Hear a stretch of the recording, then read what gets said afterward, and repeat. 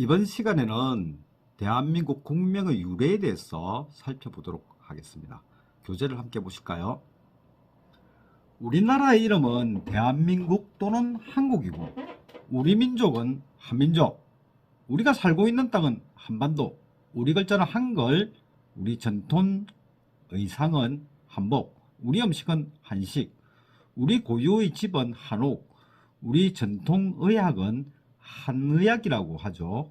그리고 최근에는 우리 문화가 외국에 퍼지는 현상을 한류라고 해서 우리나라 또는 우리 민족과 관련한 것들은 모두 나라 이름 한이라는 말을 붙여서 호칭하고 있습니다.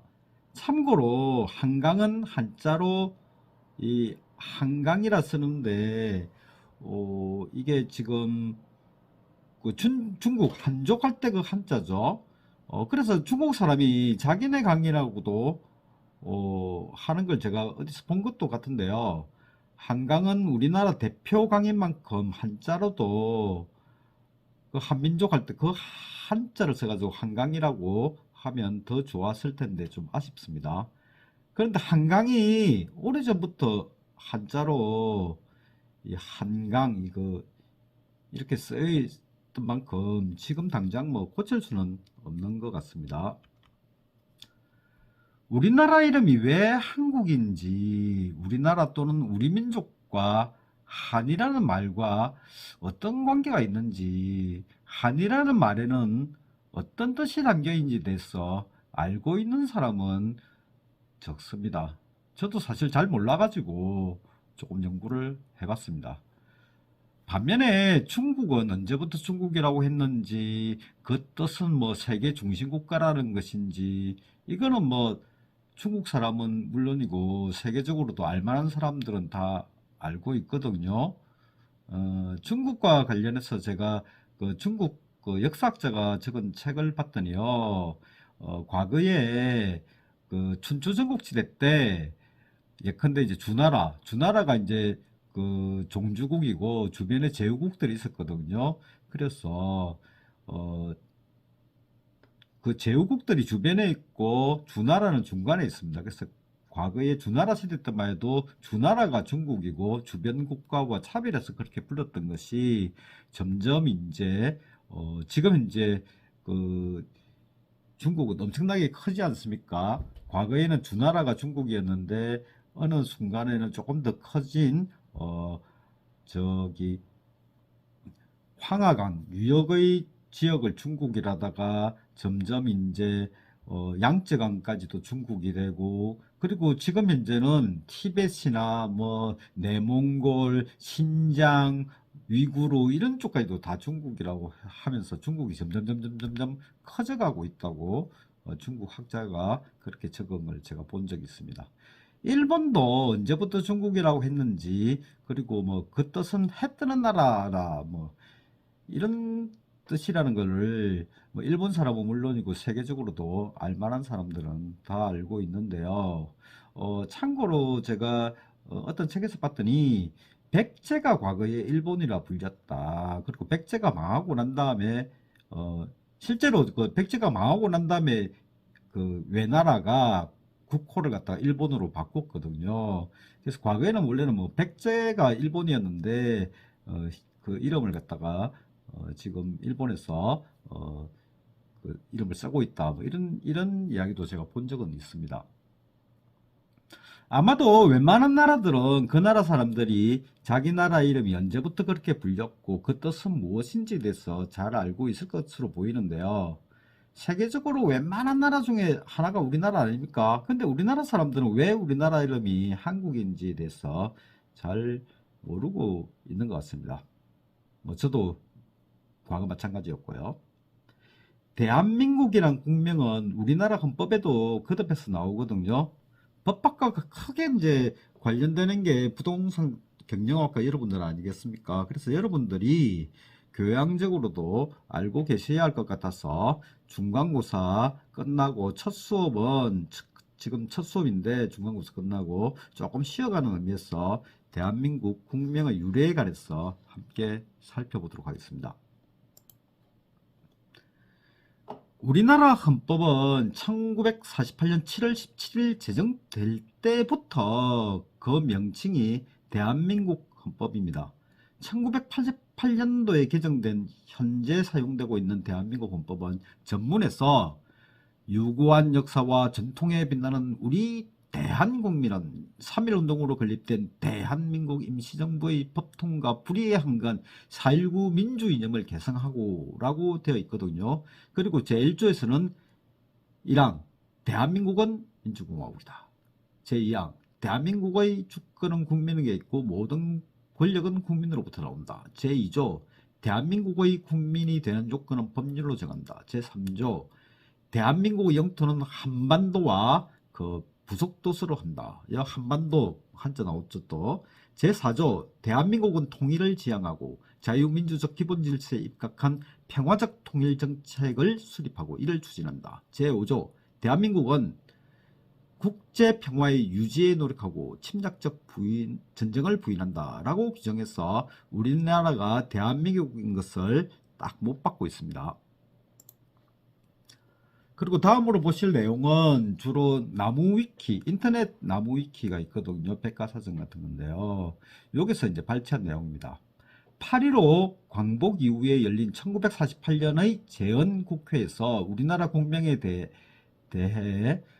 대한, 조선, 고려 등 다양한 의견이 나왔으나 투표 결과 대한민국으로 결정되었는데 30명의 재헌 의원으로 구성된 헌법기초위원회에서 국호 결정을 놓고 표결했는데요. 대한민국 7표, 고려공화국 7표, 조선공화국 2표, 한국 1표로 대한민국이 최종 결정되었다고 합니다. 재헌헌법은 전문에서 3.1운동을 통해 대한민국을 건립한 독립정신을 개성한다라고만 규정하고 있어서 명시적으로 대한민국 임시정부의 법통을 개성한다는 내용은 없지만요. 대한민국 임시정부의 임시헌장에서도 3.1운동의 독립정신을 개성한다라고 밝힌 것과 함께 살필 때 재헌헌법도 임시정부의 법통을 이어받았다고 볼 수 있는데 참고로 현행 대한민국 헌법에서는 이러한 법통 개성에 대해서 명시하고 있습니다. 재헌헌법에서 대한민국을 국명으로 한 것은 대한민국 임시정부의 법통을 개성하였기 때문이라고 생각됩니다. 그러면 대한민국 임시정부가 국명을 대한민국이라고 제정한 이유는 뭘까요? 1919년 3.1운동 이후 중국 상해에서 우리나라 임시정부를 만드는 과정에서 여운형 등은 대한민국의 대한제국이 짧은 기간 안에 망했기 때문에 대한 대신 조선으로 칭하자 이렇게 이제 주장을 했습니다. 예컨대 조선인민공화국 이렇게요. 그런데 신수구 선생이 대한으로 망했으니 대한으로 흥하자라는 의견을 말했는데 이게 이제 임시정부 요인 다수의 지지를 얻어서 대한으로 결정되었다고 합니다. 그러면 대한제국 국명은 어디서 유래했느냐? 조선 말기 고종임금이 1897년 10월 12일 국호를 대한제국으로 조선에서 대한제국으로 바꿨는데요. 열강들의 침탈에 맞서서 자주성을 강조하기 위해서였답니다. 고종실록을 보면 고종이 국호를 대한제국이라고 한 이유가 우리나라는 곧 사만의 땅이다. 국초에 천명을 받고 한나라로 통합되었다. 지금 국호를 대한이라고 정한다고 해서 안 될 게 없다. 또한 매번 각 나라의 문자를 보면 조선이라고 하지 않고 한이라고 하였다. 이미 아마 미리 징표를 보이고 오늘이 있기를 기다린 것이니 세상에 공표하지 않아도 세상이 모두 대한이라는 칭호를 알고 있을 것이다 라고 하였답니다. 그러니까 고종이 말한 거는 뭐 설명할 필요 없이 우리는 한국이다. 과거부터 한국이라고 써있고 외국에서도 한국이라고 다 알고 있다. 이런 말입니다. 신라의 사만일통을 보겠습니다. 신라 사람들은 백제와 고구려가 나당 연합군에게 패망하고 통일신라가 성립된 사건을 사만일통이라고 칭합니다. 사만을 하나로 통일했다 이 말이죠. 자신들이 사만을 통일했다는 자부심의 발로로서 나라의 별칭으로 사만을 사용했다는 기록도 있습니다. 여기서 사만은 고구려, 백제, 신라를 함께 아우르는 명칭인데요. 고구려 왕족 출신의 고현, 이 묘지명이 이제 중국에서 아마 나왔을 겁니다. 그때 이제 고현을 요동 사만인이라고 지칭하고 있거든요. 요동에 살고 있는, 요동반도에 살고 있는 사만인 이런 말인 것 같습니다. 고구려에서도 그러면 사만은 고구려, 백제, 신라를 함께 일컫는 명칭이었던 것으로 보입니다. 그 외에도 당 고종의 조서에 보면 고구려, 백제, 신라를 사만이라고 지칭하고 있고요. 신라의 삼국 통일 이전부터 사만이란 말은 고구려, 신라, 백제를 함께 지칭하는 의미로 사용되고 있었습니다. 신라 말기에 후백제, 후고구려가 건국돼서 다시 후삼국 시대가 열리고 이를 통일한 고려 사람들도 사만을 통일했다는 자부심 때문에 여전히 나라 별칭으로 사만을 사용했는데요. 고려 통일의 공을 세운 신하들에게 내려진 공신 칭호가 사만백상공신이었습니다. 일본 볼까요? 일본 메이지 유신 초기에 조선을 정벌하자. 이 조선하고 이제 통상을 하려고 했는데 조선에서 거부했을 때 정한론이 일어났거든요. 정한론. 여기 한 있잖아요. 정한론은 한국을 정벌하자 하는 논의거든요. 그러면 일본도 우리나라를 옛날부터 한국이라고 부르고 있었던 것을 알고 있습니다. 여기서 알 수 있습니다. 한편 기원전 194년에 고조선의 준왕은 위만에게 왕위를 빼앗기고 남쪽의 한으로 망명해서 한왕이 되었다는 기록이 있고요. 고구려, 백제, 신라 이전부터 한반도 중남부에는 이제 마한, 진안, 변안이라고 이게 이런 8개 나라 연합체가 있었는데 이걸 갖다가 사만이라고도 부르기도 했거든요. 그래서 한이라는 명칭은 고구려, 백제, 신라 이전부터 우리 민족과 관련되는 명칭이었습니다. 소설가 김진명 씨. 예, 소설가 김진명은 대한민국 국명이 어디에서 유래된 것인지를 수년 동안 연구해 왔는데요. 시경은 중국에 있는 오경 중에 하나입니다. 한우가 나오는, 시경에 이제 한우라는 사람이 나오는데요. 이게 한이라는 글자가 최초로 기록된 거랍니다. 그러면 한우라는 글자가 최초로 기록된 그 시경에 어떻게 되어 있느냐. 한우가 중국 주나라 왕에게 찾아와 주나라와의 국경 문제 등을 얘기하고 돌아갔다. 이런 내용이 있다고 합니다. 그러면 시경은 중국의 사서 3경 중 하나이기 때문에 BC 10세기경, 지금으로부터 이제 3000년 전에 지어진 겁니다. 또한 중국 동안시대, 지금으로부터 2000년 전인데요. 그때 왕부라는 사람이 그 당시까지 모든 책을 읽고 편찬한 백가사전이 있는데요. 그게 잠부론이라는 책이거든요. 여기에 시성편이 있습니다. 그 중국에 이제 그 시성, 이런 성에 관련되는 유래에 관해서 적은 책인데요. 여기에 시경에 나오는 한후는 옛나라 동쪽에 있는 나라의 왕이다. 차츰 서쪽에서도 한시성을 쓰는 사람들이 나타났고 한우의 후손은 위만에게 망하여 바다로 건너갔다라고 이제 기록되고 있다고 합니다. 소설가 김진명 씨는 옛나라는 중국 춘추 전국시대에 중국 가장 동쪽에 위치한 나라다. 그런 옛나라의 동쪽에 있는 나라는 그럼 어디냐? 고조선이다. 그래서 한우는 고조선 왕이다. 고조선은 곧 한국이다. 이렇게 이제 결론을 내리고요. 위만에게 망한 한후의 후손은 고조선 준왕이다. 그래서 소설가 김진명 씨는 이 시경과 잠부론 내용이 사실이라면 고조선이 곧 한국으로 보인다라고 이제 이야기하고 있습니다. 여담입니다. 여담. 첫 번째, 북한국호에 대해서 알아보겠습니다.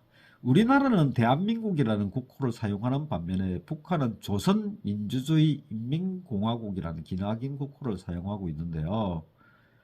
북한이 조선이 들어가는 나라 이름을 정한 이유는 일제강점기 때 좌익계열의 사회주의자가 처음에는 대한민국 임시정부에 참여했다가 1923년 별도의 노선을 걷게 되면서 일반 민중들에게 더 친숙한 조선이라는 이름을 선택했기 때문에 북한이 조선이라는 이름이 들어가는 이제 국호를 하게 되었습니다. 반면에 이제 우리 우익계열의 민족주의자들은요, 1910년 일제가 이제 한일 병합을 공식 발표하면서 대한제국이라는 독립국가를 대일본 제국의 지역 하나로 이제 격화시켜버리고 국호를 조선이라고 칭한다. 이렇게 이제 발표했거든요. 그래서 조선은 중국의 4대 하던 봉건 왕조의 이름이고 식민지의 칭호다. 반면에 이제 대한이라는 이름은 자주 독립국이고 근대적 국민국가를 지향하는 이름이다. 이렇게 이제 생각을 해서 1919년 3.1운동 직후 세운 임시정부 시절에 대한민국 임시정부라고 이제 칭했습니다.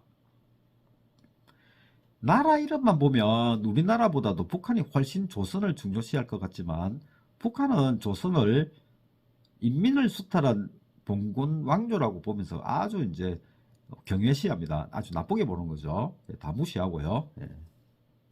북한이 1993년 단군 6호를 발견했다 하면서 1993년, 94년 그 다음에 이제 발견한 그 다음에 엄청난 규모로 피라미드 형식으로 단군릉을 만들었거든요. 이런 거 보면 북한의 국호에 들어가는 조선은 우리가 알고 있는 이제 그 조선 그게 아니고요. 아주 상고시대 때의 그 단군 조선을 지향하고 있는 것으로 보입니다. 두 번째 답입니다. K 접두사에 대해서 살펴볼까요? 한류가 중화권이라면 중국, 대만, 또 뭐 홍콩, 싱가포르 여기가 중화권입니다. 그리고 일본을 넘어서 동남아까지 이제 퍼지고 요즘은 전 세계까지 이제 확장되고 있지 않습니까? 그러면서 K 접두사를 붙여가지고 한국 아이돌 음악을 K-팝, 그리고 한국 드라마를 K-드라마, 한국 영화를 K-무비, 그리고 한국 화장품을 K-뷰티, 한국 음식을 K-푸드, 그리고 한국 문화를 K-컬처라고 하고요.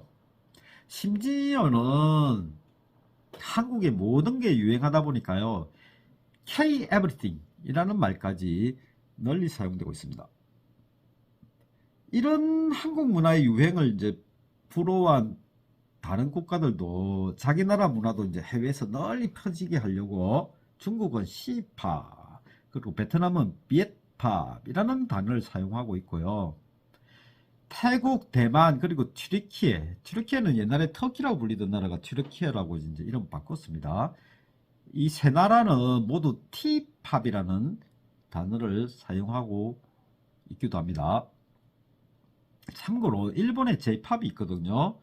J팝이 그러면 우리 K팝 보고 뭐 바뀐 거냐? 이름을 뭐 바뀐 거냐? 그거 아닙니다. J팝이라는 단어는 1988년도부터 사용되기 시작했거든요. K팝은 1999년도에 등장했어요. 그러니까 K팝은 일본 J팝을 사실 이름을 조금 모방해서 사용한 나중에 사용된 J팝과 비교해서 나중에 사용된 단어입니다. 한 가지 재밌는 거는요. 일본이 꿈꾸던 것을 한국이 이룬다는 말이 있습니다.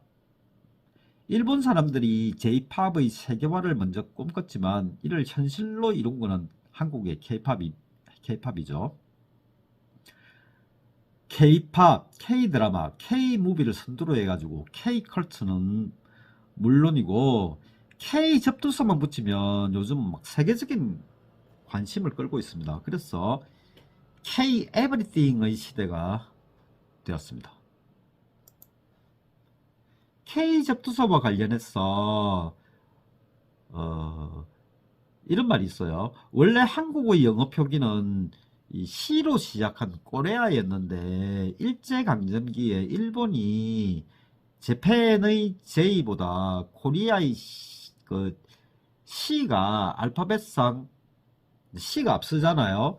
근데 올림픽에서는 국가 명칭 알파벳 순서로 입장하거든요. 그래서 올림픽 개막식 때 한국보다 일본이 먼저 입장하기 위해서 한국의 영어 표기를 알파벳 순서로 보면 J보다 뒤에 있고 또 C하고 발음이 같은 이제 K를 붙여가지고 코리아로 바꿨다는 이제 썰이 있습니다. 그리고 아직도 북한이나 몇몇 이제 혐일 단체에서는 이 주장을 하고 있는데요. 결론부터 말하면 사실이 아닌 걸로 보입니다. 왜냐하면요. 일본이 올림픽에 처음 참가한 게 1912년 스톡홀름 올림픽이라고 하네요. 그 당시에는 한국은 이미 국권을 상실해 버렸거든요. 그래서 국제법상으로는 공식적으로 이제 존재하지 않고요. 올림픽에도 한국 이름으로 참가할 수 없었잖아요. 그래서 송기정 선수도 일장기 달고 참석했고요. 그 당시에 이제 그 기록을 보면 일본 선수로 송기정 선수가 기록되어 있습니다. 일본이 그래서 이제 굳이 뭐 올림픽 올림픽 그 입장식 개막식 때 먼저 이제 입장하려고 뭐 그런 이유로 한국 영어 표기를 바꿀 필요는 없습니다. 그래서 없기 때문에 이런 주장은 사실이 아닌 걸로 보입니다. 또 올림픽 입장 순위 영어 표기 순서대로 하는 게 아니거든요. 개최국에서 사용하는 언어의 표기 언어가 아니라 문자입니다. 문자의 표기 순서입니다. 그래서 예컨대 프랑스나 이런 이제 라틴 계통의 국가에서는 여전히 요즘도 한국 명칭이 C로 시작하거든요. 그래서 그 라틴 국가에서 프랑스, 뭐 이탈리아나 뭐 스페인 이런 데서 올림픽이 개최되면 한국이 일본보다 먼저 입장합니다. 그리고 대한제국에서 발행한 여건을 보면 프랑스어 표기는 C로 시작한 뭐 꼬레 뭐 이렇지만 영어 표기는 이제 코리아였다고 하는데요. 현재도 한국을 프랑스로는 꼬레, 뭐 스페인어, 라틴어에서는 뭐 꼬레아 뭐 이렇게 꼬레 뭐 이렇게라고 하고 있고요. 영어권에서는 이제 과거에 C로 시작한 뭐 코리아라고 표기한 적도 있지만 시라는 단어는 뒤에 오는 모음에 따라서 발음이 달라지기도 하거든요. 어, 뭐, 예컨대 뭐가 있나요? 예, 아무튼 뭐, 하여튼 시가 모음에 따라서 K가 뭐, 커로 발음되는 게 아니라 C로 이제 진짜 발음되기도 하거든요. 그래서 이제 K는 항상 이제 영어에서는 똑같이 K로 발음됩니다. 그러니까 크로요. 그래서 이제 어, K로 시작하는 이제 코리아로 통일된 거로 보입니다. 현재 한국 표기를 게르만어 계통인 영어, 독일어, 네덜란드, 노르웨이어, 덴마크, 스웨덴어에서는 K로 시작되는 코리아로 표기하고요. 슬라브 계통의 러시아 등 동구권에서도 K로 시작하는 표기를 하는데요. 로망스 계통, 라틴어 계통의 프랑스어, 이탈리아어, 스페인어, 포르투갈어에서는 C로 시작하는 표기를 코레아 이런 식으로 표기하고 있습니다. 그런데 한국의 영어 표기가 코리아로 K로 시작하는 코리아가 된 거는 뜻밖의 이제 잘 됐다고 저는 생각하는데요. C로 시작하는 나라가 중국, 차이나 있지 않습니까? 그리고 캐나다, 콜롬비아, 칠레, 체코, 쿠바, 캄보디아 등 몇몇 나라 더 있거든요. 근데 이제 K로 시작하는 나라는 우리나라 외에는 케냐, 코소보, 쿠웨이트, 카자흐스탄 같이 이제 우리보다 훨씬 인지도 낮은 나라밖에 없습니다. 그래서 어, 우리나라와 관련된 것들에 K 접두사를 붙이더라도 누구도 뭐 이의를 제기 못하는 그런 거죠. 그래서 더욱 자연스럽게 K 접두사가 널리 사용되고 있습니다. 만약에 C로 사용됐으면 중국, 캐나다, 콜롬비아 이런 나라도 꽤 엄청 좀 비중 있는 나라거든요. 벌써 이제 세 나라, 칠레도 좀 꽤 유명하죠. 그 동국에서는 체코도 있고요. 쿠바도 또 한가닥 하지 않습니까? 동남아시아에는 또 캄보디아 있고, 그러면 이 나라들이 뭐, 왜 너그만 시냐, 뭐 이런 식으로 할 수도 있지 않겠습니까? K 접두사를 사용하게 되면서 우리나라와 관련된 것들이 코리아 푸드 뭐 이렇게 한 것보다 K 푸드 얼마나 간결합니까? 마치 또 이제 아주 세계 보편적인 것처럼 그렇게 또 보이기도 합니다. 한편으로는 C보다 발음이 K가 강하거든요. 그래서 강력한 인상을 남길 수도 있는 것으로 생각됩니다. 자, 오늘 강의를 마무리하겠습니다. 사만은 삼국시대 이전에 한반도 및 남부에 자리 잡고 있던 마한, 변한, 진안을 통칭하던 말이었는데, 이게 청동기 시대 때 한반도 중남부 지역에 성립하였던 진국의 진나라의 이제 기원을 둔 것이거든요. 이후 마한의 백제국이 백제가 됐고요. 변한의 구야국이 가야가 되고 진안의 사르국이 신라가 되었다는 설이 이제 일반적인데 삼국시대 후기부터 사만이 이제 또 신라 고구려 백제 이 삼국을 의미하는 단어로 이제 바뀌어가지고 이해되는 경향이 생겼고요. 그 후대로도 계속 이제 이어져서 대한제국과 대한민국이라는 국호의 어원이 되었다고 합니다. 여기에 소설가 김진명의 견해까지 추가해 보면요, 대한민국이란 국명은 국명에 나오는 한은 고조선 시대 때부터 현재까지 우리나라를 일컫는 명칭으로 보입니다. 그리고 우리나라만 이제 한국이라고 생각한 게 아니라 주변 나라들, 특히 이제 일본 같은 경우에는 우리나라를 옛날부터 카라쿠니라고 있는데 그 카라를 지금 사용하고 있는 한자로 쓰거든요. 그래서 일본에서 중국, 한국 이런 나라에서 중국, 일본 이런 나라들도 우리나라가 이제 한국으로 이렇게 인식하고 있었던 겁니다. 이상으로 중간고사 끝나고 첫 강의를 우리나라 국명에 대해서 살펴봤습니다. 비대면 강의 들으시느라고 수고 많으셨습니다. 감사합니다.